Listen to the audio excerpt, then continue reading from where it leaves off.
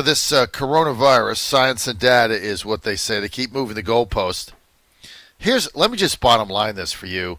As more and more evidence is coming in, this now is becoming it's all politics now. This is a total political weapon by the Democrats. And let me tell you where this is going. Okay? And the Tennessee example, which I was there last week, is probably the most striking example of why this has become politicized. And so let me tell you the goal and how they're going to get there and why the Democrats don't want to reopen the economy, right? The Democrats don't want to reopen the economy, and they want to get rid of small businesses and put them under because the end goal is to elect Joe Biden. Look, Joe Biden is the vaccine. If you really want this to go away, what you're going to realize is you're going to have to elect Joe Biden for it to go away. Because once you elect him, there'll be an immediate vaccine, and everything will be all clear. All new numbers will come out. They'll have all new modeling all the next day.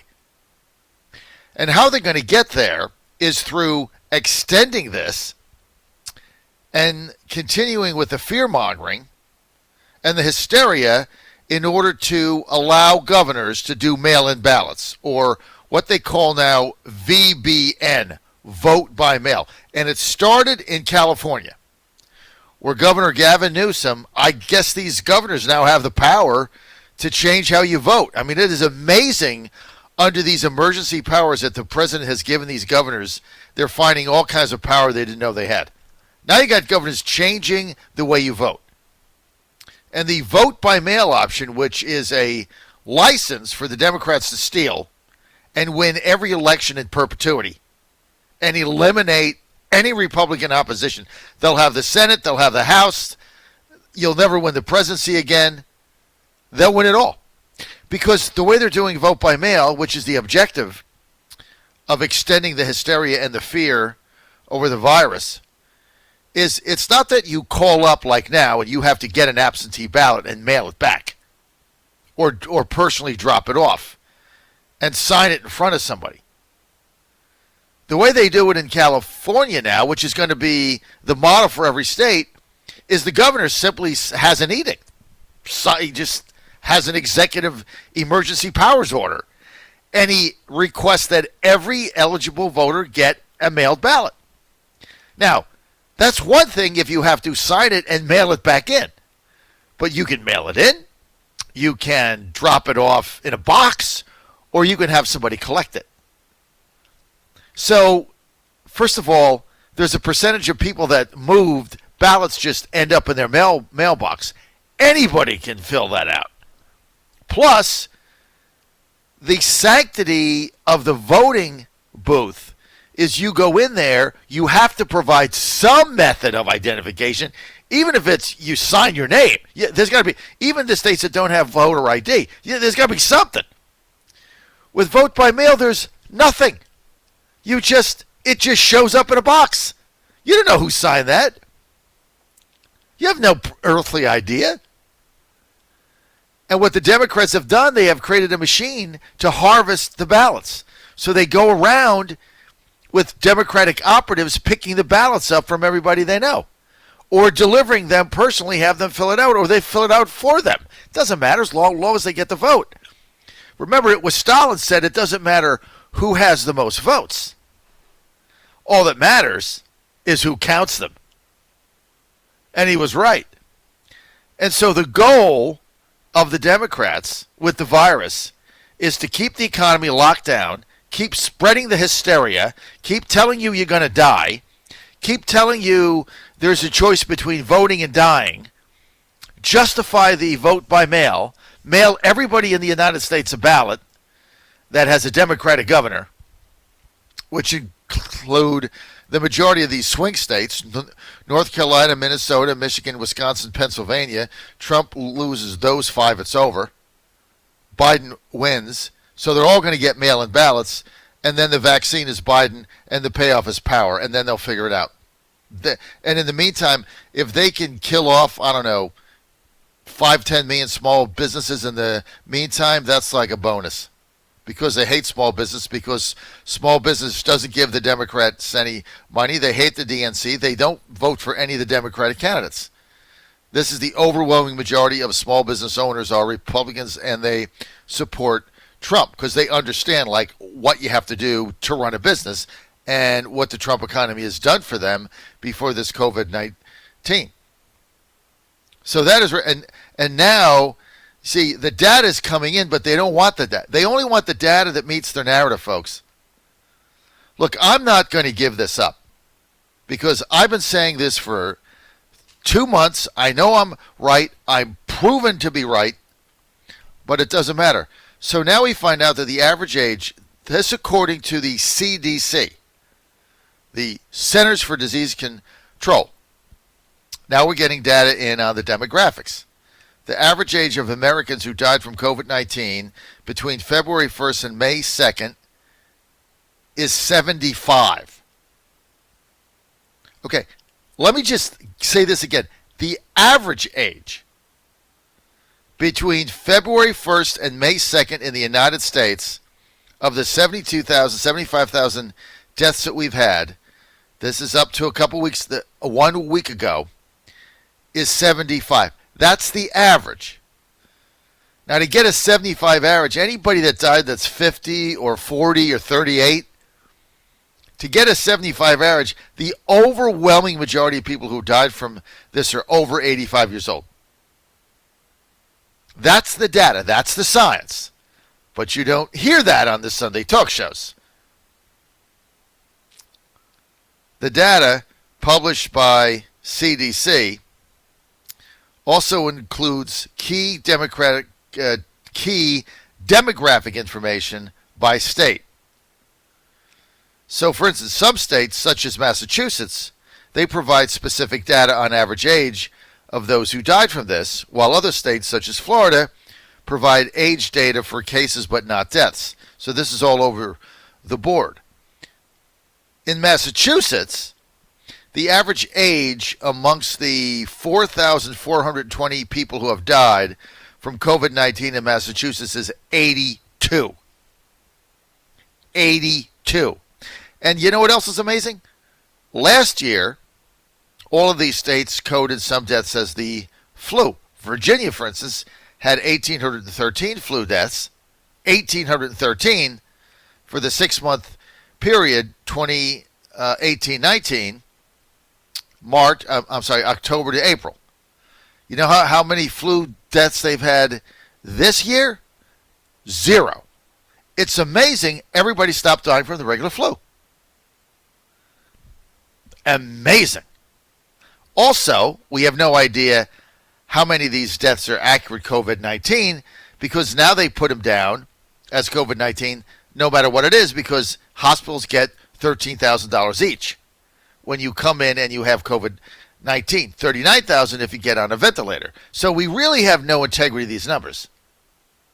We know there is a financial incentive to code it as the coronavirus. We also know there's no financial incentive not to code it as coronavirus.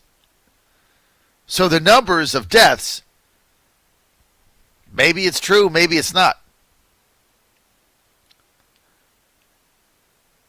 But it's odd. It's odd there's no flu deaths. I'm just going by the Virginia website. The Virginia Health website that Den Black updates every day. Our chief statistician here in the John Fredericks Show, former engineer, chief engineer, GM, invented the Saturn. Guy knows what he's talking about. He gives us the data. He slices and dices it. And he's saying right here, where's the flu deaths? So magically, no one has died from the flu now. It's all COVID-19. Interesting. In Tennessee, where the average age, I was there last week, where the average age of 13,800 who have tested positive for COVID-19 is 43.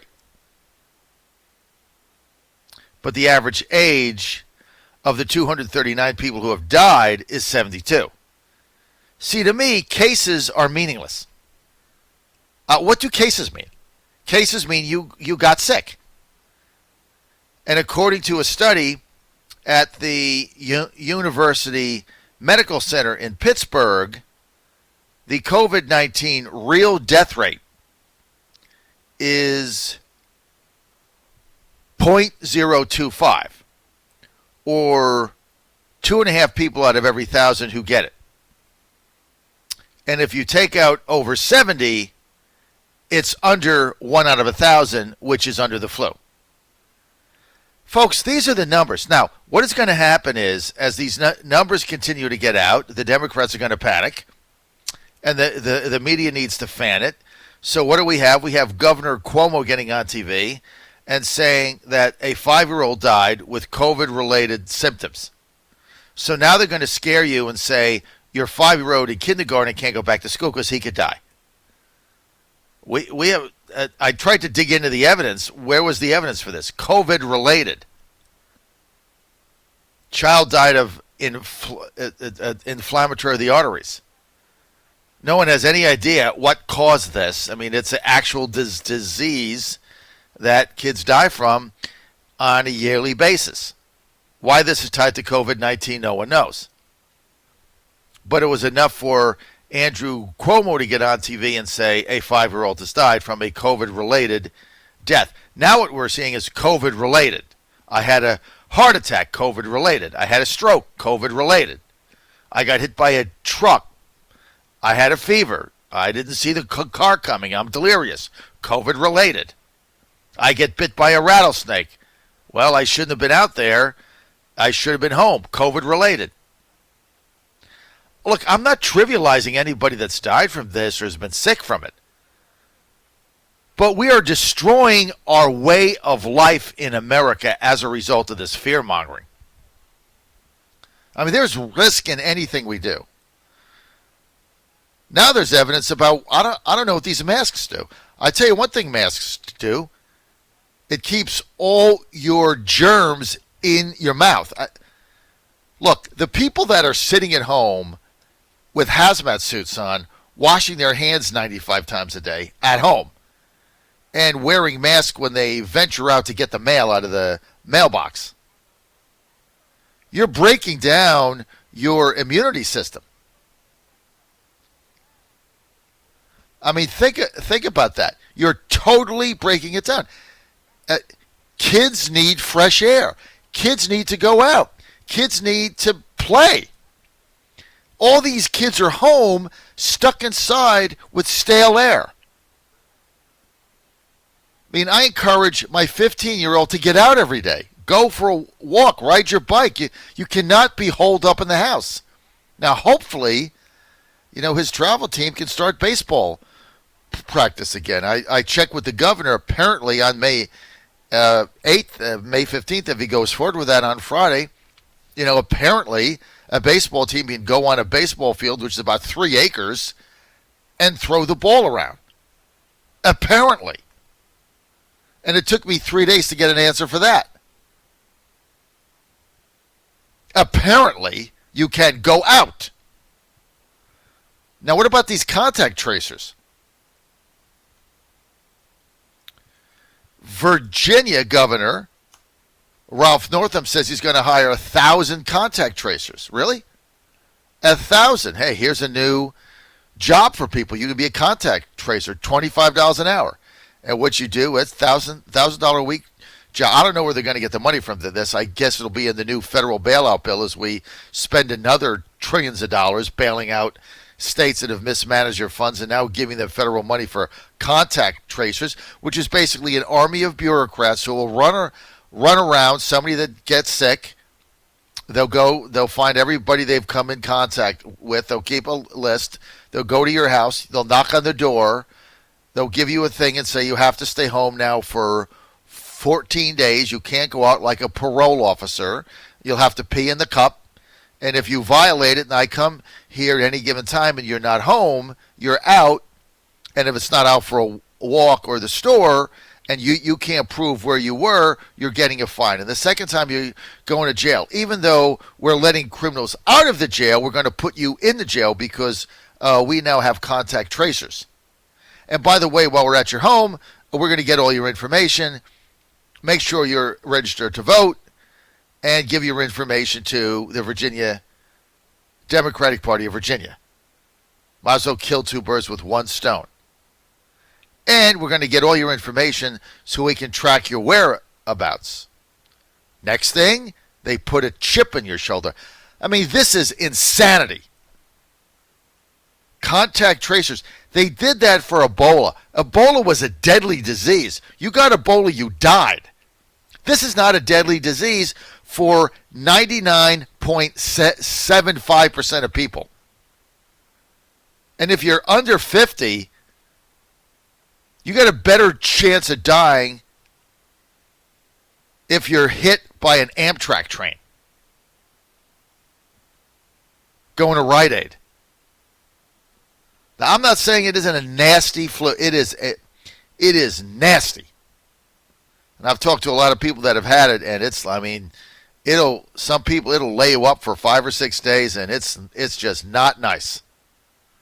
But you're not going to die if you don't have underlying health situations. So let's quarantine grandma.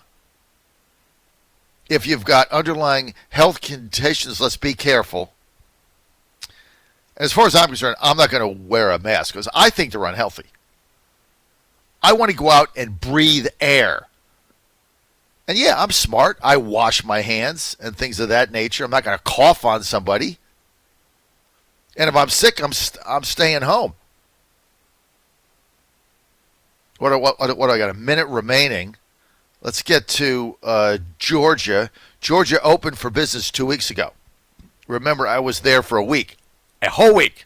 Monday to Friday. The mail-in ballot, stay-at-home, Biden is the vaccine, Democrats. Remember, they said there would be body bags and cul-de-sacs? Remember, they said the death toll would go up dramatically and hospitals would get overrun and people would be dying on the road? Nope. Get this. After 2 weeks, on Saturday, Georgia hospitalizations from COVID-19 fell to the lowest level since reporting.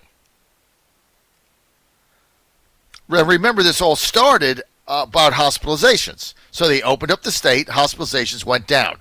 Why did they go down? Because sick people aren't going out. Older people aren't going out. Who's going out is healthy people. Healthy people go out, not sick people. This thing is politically weaponized, and they're going to keep doing it until Joe Biden wins. John Fredericks Radio Network, Trucking the Truth.